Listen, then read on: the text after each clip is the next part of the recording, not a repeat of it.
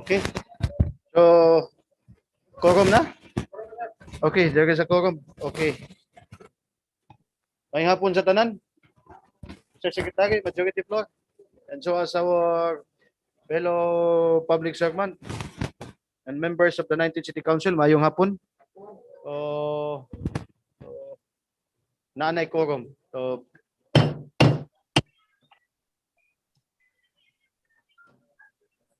90th regular session, Sangguniang Paglusod, Dakbayan sa Cagayan de Oro is now called on to order. Please do stand an invocation by Councilor Saldi Ocon. Is he around?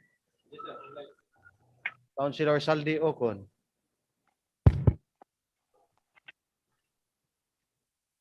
Okay, Councilor Saldi Ocon. Present. Okay. Okay, please for our invocation this afternoon. Kanyo? May hapon kanimo? Right. Let us everybody put down our head. Sa ngalan samahan, sa anak, sa Espiritu Santo. Amen. Mahigugmao na mo nga Diyos, magbubuhat sa langit sa yuta, tanang butang makita ug dili makita.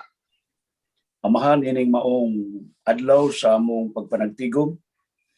Aniya kami nga imong mga salugoon, magrepresentar sa imong mga katawhan dinhi sa dakbayan sa Cagayan de Oro. Ato ning among regular session sa 19th Council, 90th regular session of the 19th Council, nagipanguluhan sa among halangdong Vice Mayor Rainier Joaquin Kikang Uy. Ginoo, ipadala ang imong espiritu sa matag usa ka namo. Ang tanan nga mga butang nga among pagkahimuon may subay sa imong mga gimbutan. Itugot Ginoo nga ang among pagabuhaton tungod og alan sa kabuluhanan sa katawhan nga among gialagaran dinhi sa dakbayan. Amahan na sayod ka na kaming tanan dinhi sa City Council ayaw itugot na bisan taliwala o Dios nga niya nagatubang kami ning coronavirus. Ubay-ubay na kanamo ang nangamatay din sa City Council sa among mga kauban. Ang mahal namo nga Dios tugot in taon Ginoo. Ubani kami sa matag karon og gunya. Ayaw itugot na kining maong balatian makapaluya kanimo. Giyahi ang tibuok lokal nga kagamhanan sa syudad. Nagipanguluhan sa among halangdong Mayor Oscar Moreno. Unsaon na mo pagpangalagan ang katawhan nga malikay ning makarilisan nga silot kining maong coronavirus. Halos puno ng hospital, o Dios. Wa na kami laing kapalingan gawas kanimo. Ug ang tanan nga nangamatay, o Dios, hinaot paunta. Na imo silang dadon sa kahayag sa imong panagway. Uban sa among mga kahigalaan, Kapitana Maricor, Kapitan Aroneri, o gusab si Attorney Titing Diligencia, ingon man ang kapikas sa among kauban yang bana ni Mitos na sakripisyo tungod dining maong balatian. Niguna kami kikanini, o Dios. Kining tanan amahan among ipangayo. Gipasalamatan pinaagi ni Kristo nga imong anak. Nga buhi ug hari uban kanimo ug sa balaan nga Espiritu Santo. Amen. Sa ngalan samahan sa anak sa Espiritu Santo. Amen. Amen. Salamat, Councilor Saldi Ocon, and for the singing of our national anthem.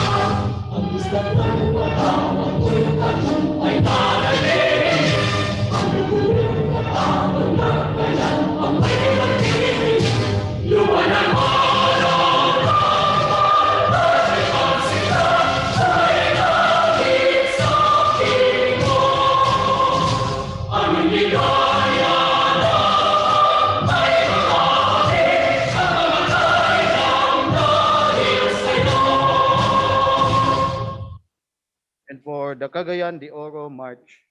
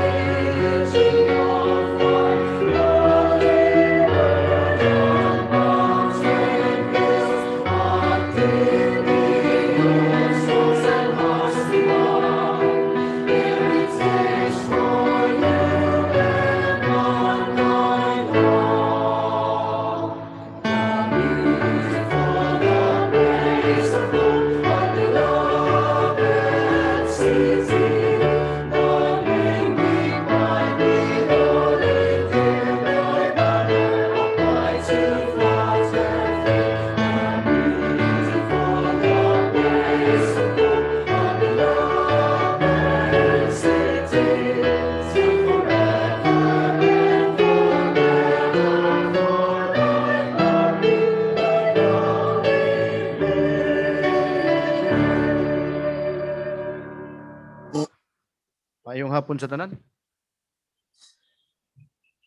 And so as our media friends from Bombo Radio, mayong hapon kanimo. And so as to all who are present this afternoon session, regular session, 19th regular session, mayong hapon kaninyong tanan. And so as to our fellow members of the 19th City Council, mayong hapon kaninyo in their different abode, mayong hapon. Oy, happy birthday, Councilor Ruben Dava. Hey, Hey, happy birthday, ah. Loud and clear. So, imugang obligasyon karon. Naana dia, boys. Ay. Happy birthday. Salamat, Saan ka? salamat. Oo, everything is set. How young? How young? Ako, 55 na. 55. Ay, Oh. grabe kayo. So, lagting di po kayo tingog, ba? Yehey. Anyway, happy birthday again, Councilor Ruben Dava. Salamat kayo in behalf of the 19th City Council. So, well, welcome back, Councilor Edgar Cabanas. Fully vaccinated. Fully very kicking, oh. Gapanikad ni. So still fighting and Recovered and with reincarnated. reincarnated. Reformed, reincarnated, and very refreshing and young. Fresh, huh? Kabata ba? Makabata ba ning epekto sa kuan? Bakuna? Despite sa pandemya nga atong giatubang, still we have a thousand reason to thank for, no? Una sa atong trabaho, ato still alive, strong. Salamat gyapon kayo. Serbisyo lagi, mao lagi. Sad to say nga naaya po yung mga kauban nato nga mga building yun. So I hope this is a survival for humanity. Wala magi mga maing lakyan eh, di magi makita atong kontra. Pero bakuna na lang yun. In behalf sa leadership sa atong Mayor Oscar Moreno and to all the officials and men and women sa local government units sa Dakbayan, bakuna na lang kita and still practice the minimum standard health protocols, no? So pabakuna na kay mao nga magilain na ni pinakasiguro. Anyway, our 90th regular session this afternoon, we have to discuss but first and foremost, we have to conduct it with a majority for the quorum this afternoon's regular session in our 19th City Council.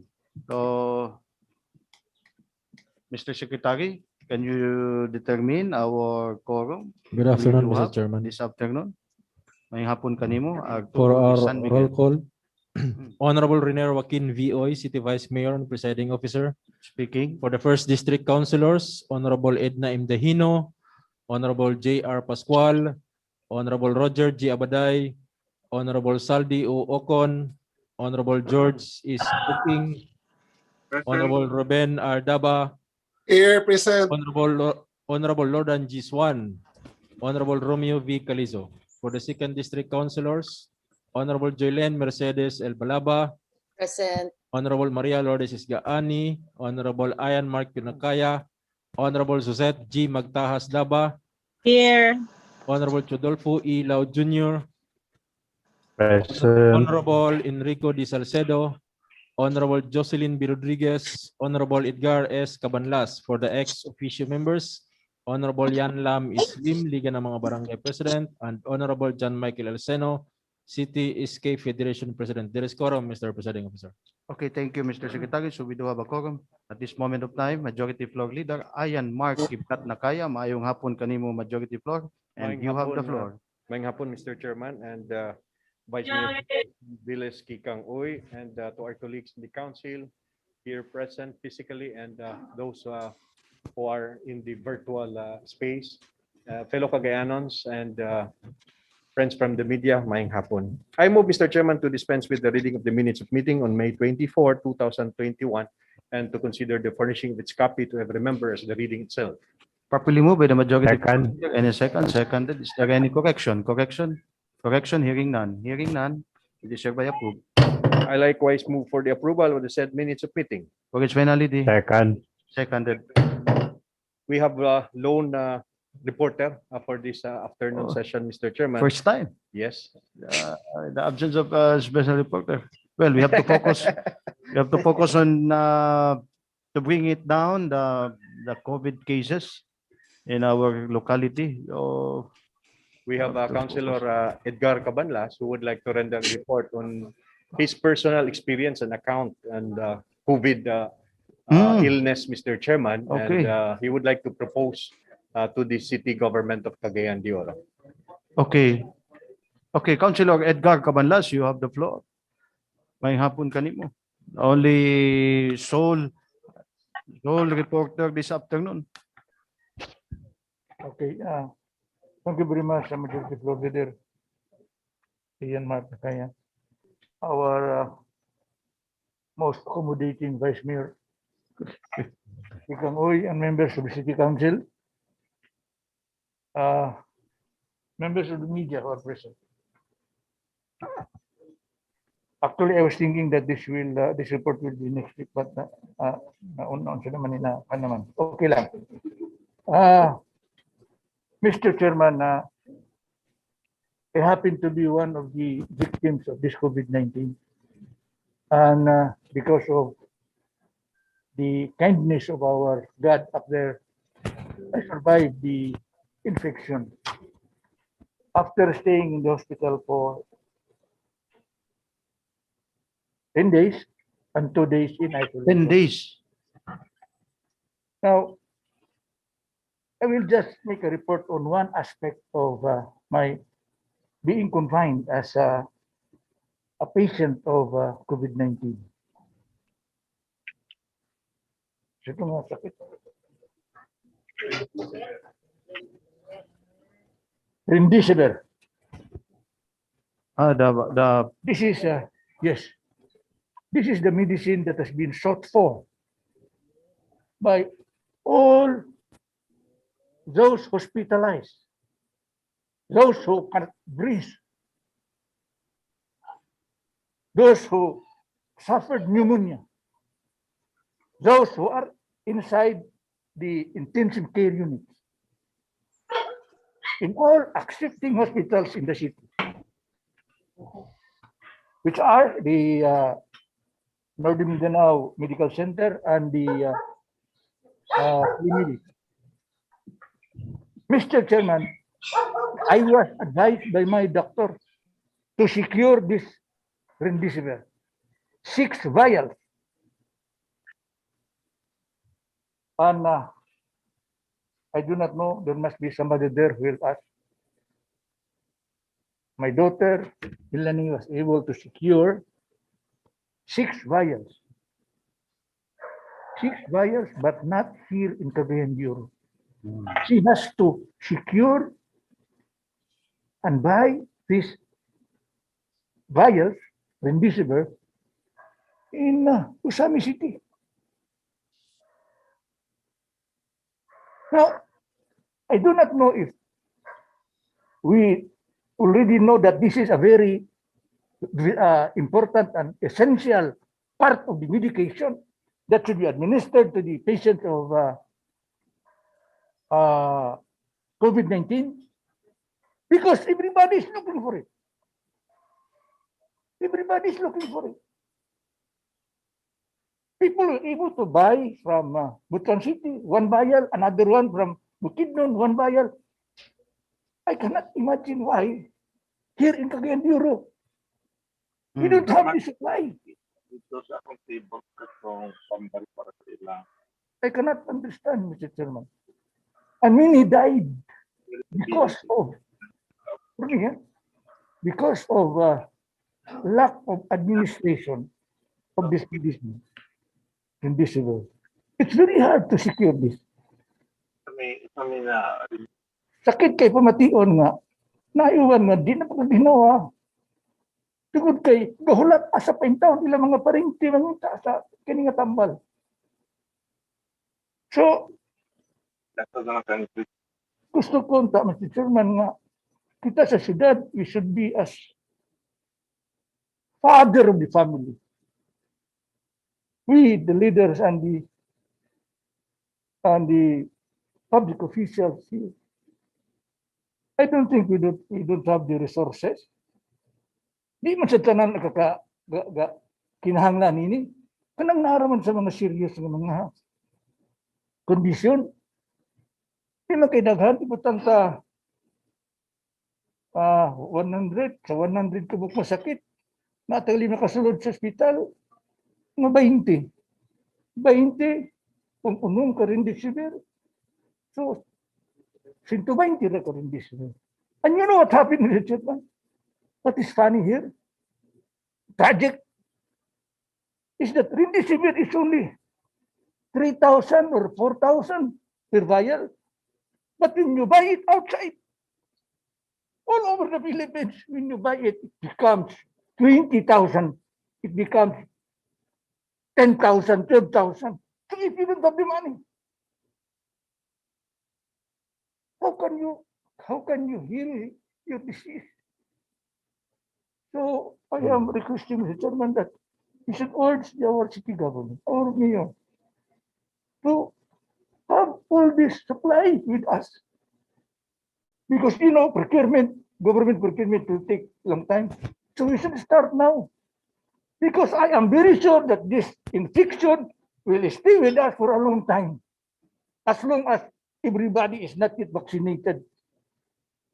How many percentage of people who are vaccinated Cagayan de Oro? It's only around, only mga, napas mga 5,000 out of 700,000. Only 5,000 were vaccinated because they didn't have the vaccine. But I think we can have that remdesivir. Naka na. So, okay, pakita mo hurot of vaccine. We need at least of the 700,000 people population of Cagayan de Oro, we need at least to vaccinate 1/2 of that so that we can reach the herd immunity. Nakaroon sa pamantaw na. So, can I refer this matter to Councilor Gani? And Mm. ano, di ba kapalit ng vaccine kay National Government Fund? Remdesivir na lang. Kaya we can buy this with the proper source of supply. Thank you very much, Mr. Chairman. Okay, thank you, Councilor Edgar Cabanlas, for your reflection and experience that, well, me alone, our family also suffer for that uh, supply or lack of supply of the Remdesivir, this is called Remdesivir. Oh, we, oh, we've realized even that you have a money, that your money is useless, it's because there is no supply for it. So even that you can buy or you can afford, but there is nothing to buy. Since the supply is, well, I think that time also is the supply and demand. I think it was Hope, someone else. Oh, well, but lots of in confined. Even I called our members here in the council that I asked for the availability of the said Remdesivir. At that moment, it's very hard to find. So that is why. So at least it was maybe addressed by our Committee on Health, chaired by Councilor. Okay, Councilor Maria Lourdes Gani, do you have something to say about this? May About hapon ka this, natin tanan. Salamat, sir, Vice Mayor. Mayong hapon kanimo? Actually, I had a talk with Dr. Bernardo, our head sa atong logistics team sa Emergency Operations Center last week regarding the procurement of the Remdesivir. And he told me na nag-process na ang city. In fact, mga ipatag-approval sa atong FDA, Food and Drug Administration. Hopefully, naana siguro within this month karong June. And considering na gasaka gid ang cases sa COVID-19, ang demand nato na ang supply nato na surpass gid ang sa demand. So dili pasabot nga wala tay stock sa Remdesivir. Kaso lang tungod sa dagan gid sa cases, naglisod gid atong mga hospitals. In So fact, short. yes, na ang tungod sa kaso, ang supply nato, ang demand sa atong pasyente, dili gyud nato na kaya. So mo nang naabot na ta og pangita sa lain. In fact, kabalo ko na naglisod gid ta, no? Lisod gyud pangitaon mo nang gistoryan ako si Dr. Bernardo last week na we have to procure ani atong Remdesivir para sa atong mga katawan and he told me na nanas sila sa process of negotiating with the Food and Drug Administration kay dili magud basta-basta lang kung dili ka COVID referral daw. So especially nga ang atong JR Bora Hospital, the only LGU hospital is not a COVID referral, but we're now catering to COVID cases, mild to moderate cases. Ang severe cases na agad sa NMMC. Thank you, sir. Okay. But we have to address it also how to, what do you call this one? Even that it is, if we have, at least we procure the said Remdesivir, since how can it be from the government down to the private hospitals like that? Since the priority is for the government procurement of this said vaccine or antibiotic or any antiviral. So antivirus Japon, no? Viral man. Oo. So grabe lisod kayo. Oh. But sad to say that some of our friends or they didn't procure medication or any medication since the absence of Remdesivir is the primary and the first vial that you have in a COVID patient, COVID-19 patient. This is the first medication, I think. Oh, so the first medication. If you in the absence of Remdesivir, so you cannot have any medication. since there is no remdesivir. So, bisag na-admit na ka, wala, di pong ka matambalan. Kung wala, remdesivir. So, nga na ka-importante. Oo. So, okay, Council, Majority Floor Leader, Ayan Mark Kiblat na kaya. Thank you, Mr. Chairman. In addition for that. Actually, we are now on a stage that we have to do the preparation and at the same time conduct the necessary remedy, Mr. Chairman. Both ends, we need to have appropriate actions for the preventive side, Mr. Chairman, the non-pharmaceutical preventive actions and protocols. And of course, for those who have been infected with COVID-19, we need to supply and provide them the necessary medication. And I insisted that Councilor Ed Cabanlas should render his special report because he has a personal account on his experience, particularly as he manifested that he was confined for 10 days. And he's not alone because there are already several Cagayanons who have suffered. And for some, unfortunately, Mr. Chairman, they lost the battle, they lost life. And accordingly, I have even the name of the supplier. I forwarded it to you, Mr. Chairman, because I was once or twice asked by friends how to produce this vaccine, or is this a vaccine? Vial. A vial. A vial. But unfortunately, according to our friends, they do not exist in Cagayan de Oro because low and non-existent supply. And Councilor Cabanlas mentioned that he has to find contacts from Butuan and Usami City.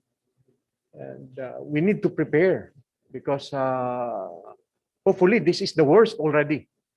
But if this is not the worst situation, that we are already in certain condition in Cagayan de Oro, Mr. Chairman, we need to defend and protect. And necessary action should be the one advised by Councilor Cabanlas. The vials necessary, the remdesivir appropriately for stocking in our own medicine cabinet, Mr. Chairman. So there was already a proposal to refer to the committee, and if necessary, we appropriate funding. If there is no available fund for that purpose, we appropriate funding. And may we request then the chair of the committee on the health, Mr. Chairman, to inform us next meeting if we need to appropriate by the next week's session, Mr. Chairman. Thank you. Okay. So, Chairman. so in that, thank you, Majority Floor Leader Ayan Mark Kiblat Nakaya. So in that matter, COVID-19 is not just as deadly as it, but it is deadly also for the cause. Since the procurement of it for the remdesivir is, every patient is required to produce 6 vials, and then the amount of it each is 20,000 at 10,000 above. So 30. so costly. Kung matay, kung di ka kapalit sa unom ka buhok, pastilan. Mr. Chairman. It's very costly, no? COVID-19 is not just deadly, but it's deadly for a cause. Matay ka sa presyo, di ay. Dili basta-basta. Kung wa kay kwarta na, human. Okay, Councilor Roger Abaday, want to add something? Councilor Roger Abaday. Thank you very much, Honorable Presiding Officer. My colleagues in the Maintenance City Council, this is my reaction with the experience and special report of Councilor Ed Cabanlas. Now, mga 2 weeks ago when I consulted my doctor for executive checkup, he told me that please tell your fellow counselor that we have no more medicine for COVID. That mentioned that there is in Cagayan de Oro and even Iligan. Si Councilor Cabanlas dito nakapalit sa Samis ba? There was no more available until now. Now the reason of this is there was a conflicting opinion or conflicting opinion by the expert, no, from DOH and to the lawmakers. Gani during the press briefing, I think that's the other week, sa DOH Assistant Secretary Bergeri, he admitted that the DOH did not procure this kind of medicine because it's under investigation. There was no, we call that CPR. Kining tawag ng CPR, kining Certificate of Product Registration kanang supplier. So the lawmakers warned the DOH if they will buy that kind of medicine for COVID, they will be charged for one because they are just wasting money. They're wasting money because there was no certificate of registration from the, So that's the reason, Mr. Chairman and my colleagues, nga wala tay tambal. Kay wa man nag-procure ang DOH kay ginadlok mo sa mga lawmakers nga kung mapalit mo diha na you will face legal suit if you will do that because it's illegal. Gani bisan it was defended by Malacanang speaker. Okay. No? Pero So- that's the reason nga na short sa So, mga tambal, Mr. Chairman. So I think the mayor knew this. I think what we will do is what is spread by so the only confirmation that COVID will be stopped is the vaccination, the vaccine, vaccine ra. than remdesivir. This one, Oh. gani, duha ka congressman sa Quezon City nga sila gani maligya kay sila ng lingwan kay para kuno alternate pero it was still under question now. Mm. So muna nga wala nag-procure ang DOH because of this conflicting opinion from the different authorities, from the lawmakers and the DOH, Mr. Chairman. So that's my Okay, thank you for the info, Councilor Thank you, Mayor. Roger Abaday. So, okay, Councilor Chodolfo Bunglao wants to add something. Lastly, Yes, thank you, Mr. Presiding Officer. Good afternoon to my ngayong hapon. distinguished colleagues in the City Council. Actually, in the middle last year, Mr. Presiding Officer, this remdesivir had already endorsed by the World Health Organization as the only medicine that could cure, not 100%, but at least could cure the COVID-19. Before that, before the remdesivir was endorsed, there was chloroquine phosphate, a medicine for malaria. Mao to siyang daghan kina even the former president of the United States ga take ato kay just to prevent nga dili siya matakdan sa COVID. So mao to siya, pero ang gi-recommend sa atong mga doctors kining remdesivir last year pa ni. Then my question is, how come nga karon pa mo procure ang city government nga dugay naman ni gi-endorse nga may makatambal sa COVID-19? No, dili sa ato sa city. Supposedly sa una pa unta to nakaprepare ng tag kuan lugar kining pag-procure aning medicine. Second, it is not only we lack remdesivir medicines in our hospitals, pati respiratory machine. Kulang pagyapon ang atong respiratory machine. So kinahanglan yapon nato i-akip sa atong pag-procure. So my suggestion, Mr. Presiding Officer, kung pwede unta nato ma-invite ang atong city health officer, ang atong in charge sa procurement, ang atong DOH if possible para nga may bawaan nato kung unsa gyud mga panginahanglanon, at least atong may bawaan, and then we could possibly help nga unsaon nato nga mapaagpas ang pag-procure ani nga mga important equipments and medicines for COVID-19. Remember, every day the cases of COVID-19 here in Cagayan de Oro is increasing. So that's why we should help we could moderate the past surge of this disease. So that's my piece, Mr. Presiding Officer. Mr. Chairman, Okay, thank you, Councilor Chadol Pugonglaw. Mr. Chair, Okay, Councilor Saldi Ocon.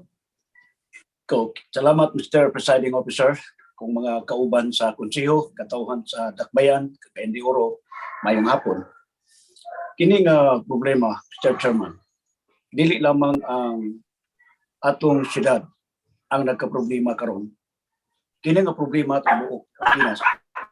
Kani sa ligan sa Pinon, usapon ni nga nagproblema karon. Kay gusto sila mo palit, walay mapalit. Mao gyapon din sa syudad, gusto tang mo palit, walay mapalit. Kay usa sa mga supplier, kung naibaw-an Mr. Chairman, sa gawa sa nasod, na short ang ilahang demand. Dili sila maka-coop up, limang katibuok kalibutan ang nagkinahanglan niini. So naay mga nasod na naay ilaha, pero ang problema lang kay walay lagi CPR, gibutyag ni Councilor Roger Abaday. So dili nato kini mapalit, kay kung paliton kini walay CPR, ang may tabo niya na basin na ma-charge noon, ma-illegal mapasakaan kaso ang maa sa Department of Health. So, Mr. Chairman, ang ako lamang aning suggestion, there is a need to address immediately this problem. Kay gani kung paminaw na to ang opinion gikan sa uban, daghan kayo ang mga isuntang nga matay nga dalhon sa ospital ug walay laing ospital nga referral sa coronavirus patient, mao lamang ang Northern Mindanao Medical Center. Which is part sa atong syudad sa Cagayan de Oro. So kini obligado kita nga akto to gyud nang akseptahon. Murang naa karon sa Northern Mindanao. Dili lamang Cagayan de Oro, kundi naa diha ang Bukidnon, naa diha ang Misamis Oriental, naa diha ang Camiguin, naa diha ang Misaok, ug naa pa gani Sambuanga nga naa karon diha. Kay wala may laing referral dinhi sa Region 10 gawas sa Northern Mindanao Medical Center. Now, usas sa mga concern, Mr. Chairman, kung dili yun kini ma-address, kini mao nga bayang, daw biyunsaon naman lang nato nga matambalan kibali ang maong pasyente na sama sa experience ni Councilor Ed Cabanlas na siya mismo nakadipo-dipo pagpangita, may gani ito ay available sa Osamis City. Now, gawas pa niya na, dili lamang tamo focus sa bayal, kundi ang atong nga i-address karon unsay atong buhaton. Kay ang Northern Mindanao Medical Center medyo overload na. Lugar kung naa karoy positive, dili dayon kana matiman, masulod sa usa sa mga kwarto diha, gumikan kay nagposisok na. So unsaon nato ni pagsumbad karon, Mr. Presiding Officer? That is why insakto na nga ato yun ng pag-unsa man ng atong mga doktor diya sa Northern Mindanao Medical Center kung maura na ang capacity sa hospital na ilang gialagaran. Dili na problema nila. That is why naamantay lokal nga kagamhanan lugar atong hangyoon kung unsa ka ang ikatabang niini sa kining IETF nga madugangan o asa dapita nga lugar babutang na in kaso puno na gyud ang Northern Mindanao Medical Center, ma-address nato dito nato mabutang ang atong mga pasyente, Mr. Chairman. So dili na kini komedya. Daghan ang nangamatay sa Cagayan de Oro. Gani si Kapitan Aaron Neri ang atong nadungang isa lang diha mismo sa iyang barangay. Pero wa ta kahibalo nga naapay unom nga namatay diha nga wa ta masayod. Nahibaw ko na, Mr. Chairman, kaya ko mismo ang giduulan. Naapay gani mag-asawa. Nagdungan og kamatay, Mr. Chairman. Gidala sa Northern Mindanao Medical Center. Dili dayon matiman, anuman, kay kulang man ang atong kapasidad. Tungod lagi kay nagposisok man ang atong mga pasyente. So ang question karon, kung saan nato na pag-address, na matabangan nato ang atong mga doktor, Mr. Chairman. Muna karon ang problema na gibati karon dinhi. Unya sa pagkakaroon, Mr. Chairman, nasabtan ta ang atong syudad na ay mga fake news nga migawas nga naanata sa modified enhanced community quarantine. Okay. Yeah, pero kanto, Mr. Chairman, usa ka fake dili tinuod mao kana ang nagpadugwa og reaksyon ang atong mayor nga dili nato dalahigon ang di kita mo pagawas sa mga fake news kay ang atong status until now dili miko Okay. naata sa naata sa MGCQ ta hanto Okay. garon panahon na. Okay, Councilor. Tinuod, Mr.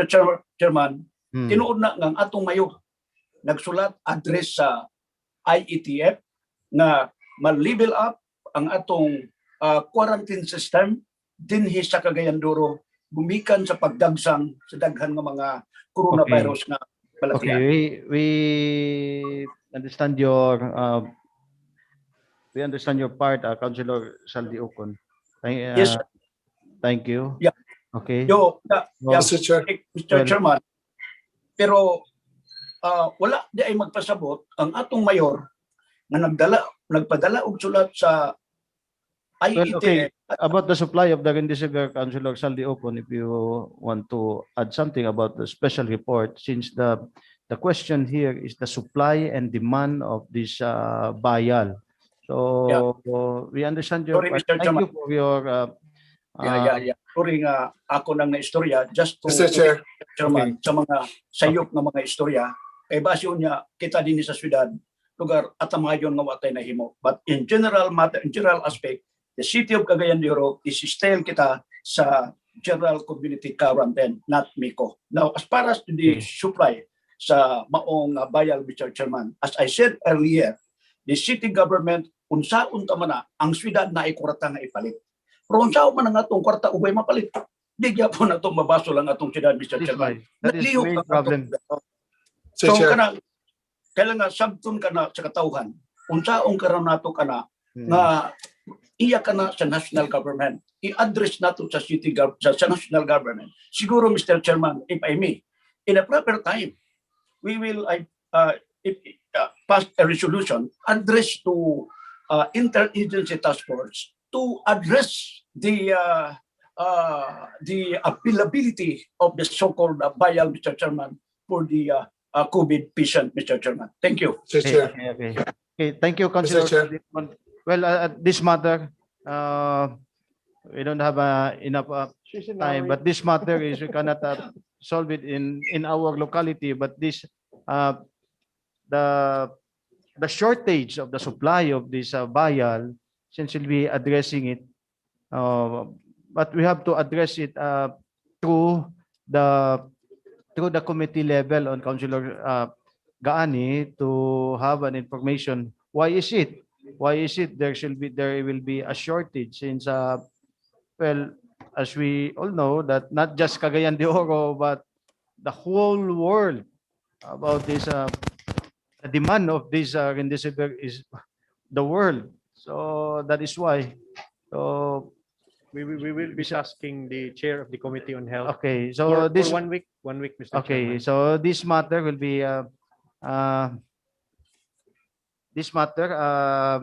Councilor Maria Lourdes Gani to know more, to know more about this. Why is it that about the addressing it the special report of Councilor Edgar Cabalas about the supply of this remdesivir, and so as the cost, double, triple. Well, when it comes to the shortage of the supply, well, the law on supply and demand, since there is a greater demand and a short of a supply, so that will be automatically the double the cost or triple. So that is business. At the same time, for health issues to address too. Chair, So this matter will be to Mr. know Chair. by Councilor Committee Chairman on Health, Councilor Maria Lourdes Gaani. Okay. Mr. Chair, Okay, maybe in the committee level, sorry, Councilor Carly Balabe, and so as Councilor Ruben Daba, I already ruled it out. Maybe you can vote it out to the committee level on Councilor Maria Lourdes Gani. A majority floor leader. We are now on agenda proper, Mr. Chairman. Item 1 is proposed resolution number 2021-98, returning to the Barangay Council of Barangay number 13, the city, its ordinance number 001, covering its annual budget for calendar year 2021 with an estimated income of 3,458,219 pesos. With the information that said ordinance is operative in its entirety. Move for its approval, Mr. Chairman. Okay, Second. properly moved by the Second. majority floor leader, seconded. Objection, hearing none. Resolution number 2021-98. Since there is no objection, after all, it is hereby approved. Move to dispense second final reading. Dispense. Second. Seconded. Number 2 is proposed resolution number 2021-99, endorsing and or interposing no objection to the application of the Smart Communications Incorporated, represented by SAQ Regional Project Manager Ellen Dunavine, DJ Alisaka of Huawei Technologies Philippines Incorporated for the construction, installation, operation, maintenance, upgrade, and replacement of 63 rollout projects, cell sites of smart communications located in the different barangays in the city. Move for its approval, Mr. Chairman. Properly moved by the majority floor leader. Any second? Second. Seconded. But the smart communication, no, Second. this could be a laudable effort, since there we have already an ordinance for ease of doing business that they can directly, but still they just pass a resolution that even they are not complied to. So since sa gito nga ba na ordinance ito, Councilor we have. Bonglao? Yeah. No? Yes, to hasten the application of the permit, Mr. Presiding Officer. Actually, dito and so as the Globe, they already they pass by the approval of any resolution of, but still the smart complying still. Okay. So properly moved by the majority floor leader and seconded. Objection. Hearing none. Resolution number 2021-99 is hereby approved. Move to dispense second final reading. Dispense Second. penalty. Second.